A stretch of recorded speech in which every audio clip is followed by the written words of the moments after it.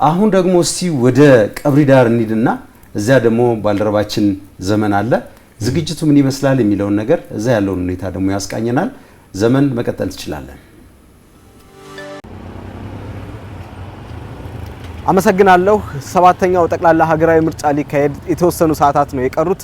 ታዲያ በዚህ ምርጫ ላይ ከ54 ሚሊዮን በላይ ዜጎች ተመዝግበው ካርድ ወስደዋል። እኛ በምንገኝበት ሶማሌ ክልልም ሰፊ ዝግጅት ሲካሄድ ቆይቷል። አሁን ላይ የምርጫ ቁሳቁሶች ከምርጫ ክልሎች ወደ የምርጫ ጣቢያዎች እየተጓጓዙ ነው የሚካሄዱት። ምርጫ ጣቢያዎችም በነገው ዕለት እንግዲህ ከማልዳው 12 ሰዓት ጀምሮ ዜጎችን ተቀብለው ምርጫውን ለማስፈጸምና ምርጫውን ለማካሄድ ሰፊ ዝግጅት አድርገው እየጠበቁ ይገኛሉ።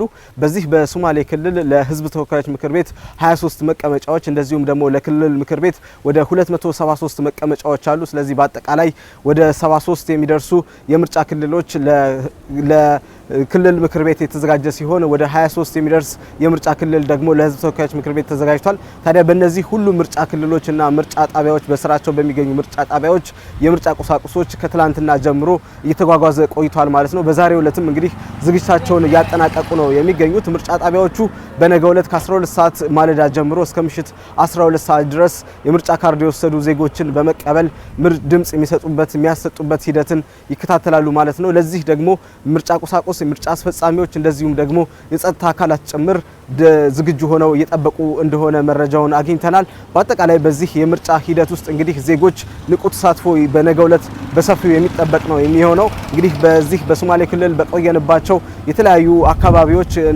ዜጎች እንዳነሱልን ከሆነ አስቀድመው የምርጫ ካርድ ወስደዋል። በዚህ ዲሞክራሲያዊ ስርዓት ውስጥ ተሳትፎ ለማድረግና የዜግነት ግዴታቸውን ለመወጣት ከወዲሁ አስቀድመው ምርጫ ካርድ ወስደው ዝግጅት ሲያደርጉ መቆየታቸውን የነገሩ እንደዚሁም ደግሞ ከምርጫ ቦርድ እንደዚሁም ደግሞ በተለያዩ ሚዲያዎች ሲተላለፉ የነበሩ ምርጫ ክርክሮችንም እንደሰሙ እና ሲከታተሉ እንደቆዩ አንስተውልናል። በዚህ 4 ቀናት በጥሞና ጊዜ ውስጥ ደግሞ እንግዲህ ከራሳቸው ጋር በመመካከር በእለቱ የሚመርጡትን እንግዲህ ፓርቲ እና ተወካይ እንዳሰቡበት እንደዚሁ አንስተውልናል ማለት ነው። ከዛ ባሻገር በእለቱ ምርጫ ካርድ የወሰደ ሁሉም ዜጋ በነቂስ ወጥቶ ድምጹን እንዲሰጥም እንደዚሁ እያሳሰቡ ይገኛሉ እንደዚሁ ነዋሪዎች ማለት ነው። ስለዚህ ይህንን በዚህ ዲሞክራሲያዊ ስርዓት ውስጥ መሳተፍ እንደ ዜጋ ግዴታም ጭምር መብትም ጭምር መሆኑን በማንሳት እንግዲህ በእለቱ ሁሉም ዜጋ ወጥቶ ድምጹን እንዲሰጥ ጠይቀዋል። ከዛ ባሻገር እንግዲህ በዚህ አይነት ስርዓት ውስጥ በማለፋቸው ደስተኛ መሆናቸውን ያነሳሉ። ምክንያቱም ይህ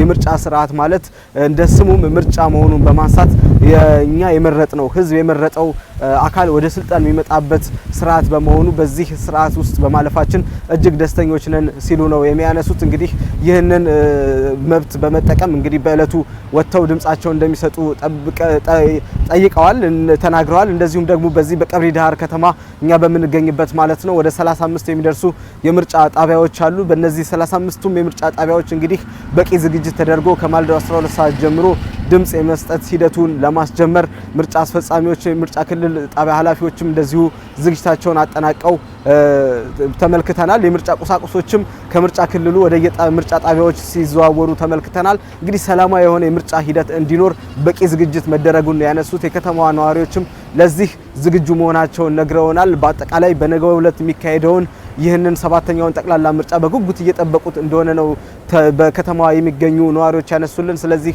ሁሉም በማለዳው ተነስቶ እንግዲህ ይህንን ካርድ የወሰደውን ካርድ እንዳይባክንና ድምጹ እንዳይባክን ወደ ምርጫ ጣቢያዎች በመሄድ ድምጹን እንደሚሰጥም የዚህ ቀብሪ ዳህር ከተማ ነዋሪዎች ነግረውናል። ስለዚህ ከነገ 12 ሰዓት ማለዳ ጀምሮ ማለት ነው እስከ ምሽት 12 ሰዓት ድረስ በዚህ በቀብሪ ዳህር ከተማ በ35ቱም የምርጫ ጣቢያዎች ድምጽ ለመስጠት ሰፊ ዝግጅት ተደርጓል ማለት ነው። በእኔ በኩል ያሉት መረጃዎች ይህንን ይመስላሉ።